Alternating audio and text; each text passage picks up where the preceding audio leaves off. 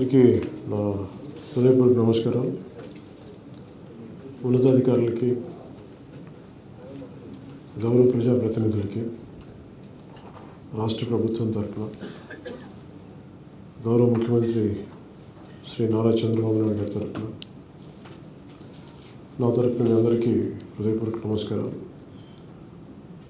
నేను రాత్రి రాజమండ్రికి వచ్చి ప్రత్యేకించి ఈ పుష్కరాలు రాబోతున్నాయి ఇంకో సంవత్సరంలో, సరిగ్గా 12 నెలలు. దానికి సంబంధించి పనులు ఎలా జరుగుతున్నాయి, పురోగతి ఎలా ఉంది, దాంతోపాటు ఈ పుణ్య నదుల్లో స్నానం చేయడానికి అసలు కాలుష్యం ఎంత ఉంది ఏంటుందని వీటిని నిర్ధారించుకోవడానికి నేను ఇక్కడ రావడం జరిగింది. సో దాంట్లో భాగంగా ఉన్నతాధికారులతో మాట్లాడి ఆ గౌరవ ప్రజాప్రతినిధులందరితో కూడా చర్చించిన తర్వాత మేము తీసుకున్న నిర్ణయాలు formation of inter departmental inter district task force, PCB as nodal department. అంటే 6 జిల్లాలకి సంబంధించి ఈ గోదావరి 6 జిల్లాలు,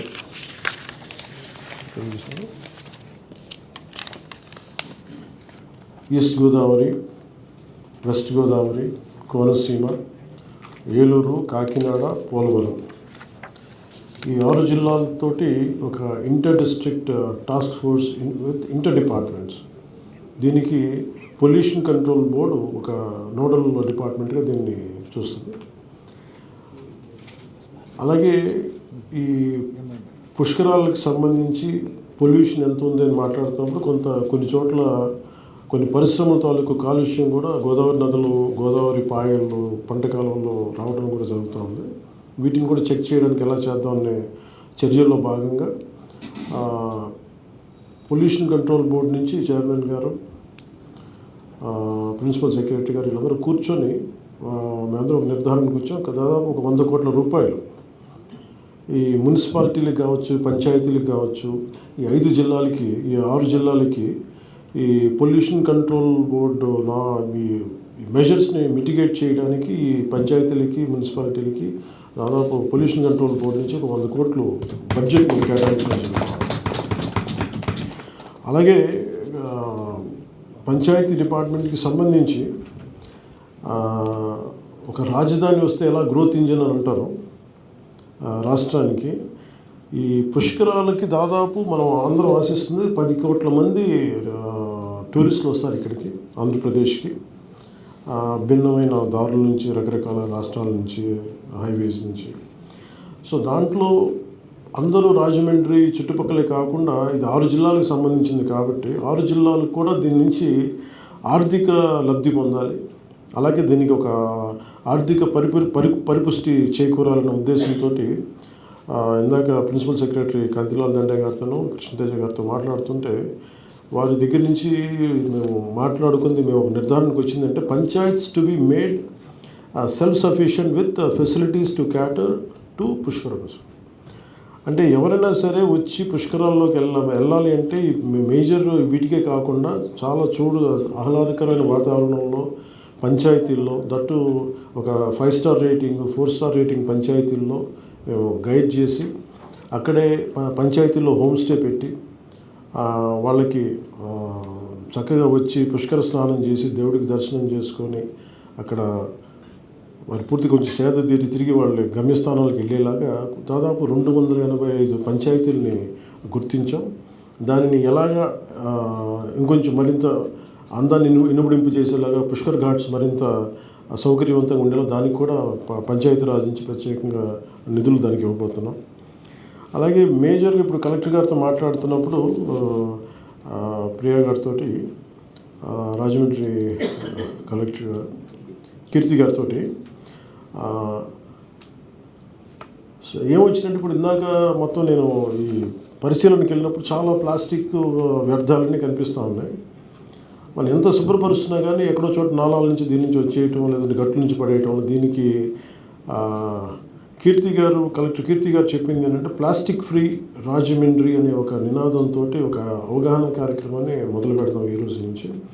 దానికి సంపూర్ణంగా మనందరం మద్దతు తెలపాలని కోరుకుంటూ, ఎందుకంటే ఇది మన నదిని మన జీవనది, మనకి తల్లి లాంటిది మన నది.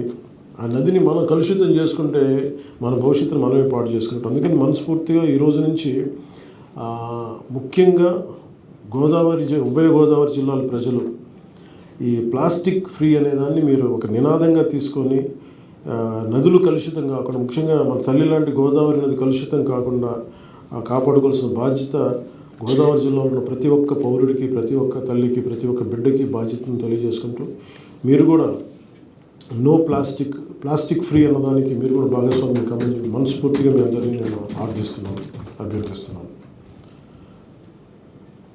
ఇది మొదటి మీటింగ్ మాత్రమే. నేను తీసుకున్నది ఏంటంటే బాధ్యత నా డిపార్ట్మెంట్ కింద పర్యావరణ విభాగం కింద నాకు ఈ కృష్ణా గోదావరి క్లీన్ చేసి దీన్ని శుభ్రపరిచే వ్యవస్థ కూడా నా కిందే ఉంటుంది. అది దానికి బడ్జెట్ లేదు. సో దాన్ని ఎంపవర్ చేసి బోత్ గోదావరి అండ్ కృష్ణాని జీవనదులవి, ఆ జీవనదులు ఎలాంటి కాలుష్యం లేకుండా, ఎలాంటి పారిశ్రామిక కాలుష్యాలు లేకుండా ఎలా చేయాలి, ఒకవేళ కాలుష్యాలు ఉంటే దాన్ని అసలు కాలుష్యం లేకుండా దాన్ని శుభ్రపరిచి, శుద్ధిపరిచి తిరిగి నదుల్లోకి వదలాలన్నదే సంబంధించి కొంతమంది పారిశ్రామికవేత్తలతో కూడా నెక్స్ట్ మీటింగ్ నేను మాట్లాడబోతున్నాను. వారి సహాయ సహకారాలు కూడా తీసుకొని మన జీవనదులు కాలుష్యం కాకుండా భవిష్యత్తు తరాలు ఆరోగ్యంగా ఉండాలన్న సదుద్దేశంతో దీనికి ఈ రోజున రాజమండ్రిలో శ్రీకారం చుట్టాం. దాంతోపాటు ఈ కార్యక్రమాన్ని పుష్కరాలు వచ్చే వరకు నేను ప్రతి 2 వారాలకి కనీసం అవసరమైతే నెలకి 3 సార్లు అయినా సరే, 4 సార్లు అయినా సరే నేను దీన్ని సూపర్వైజ్ చేసి కాలుష్యానికి సంబంధించి కానీ, డెవలప్మెంట్ సంబంధించి కానీ నేను బాధ్యత తీసుకుంటానని చెప్పి నేను మీ అందరికీ తెలియజేస్తాను. అలాగే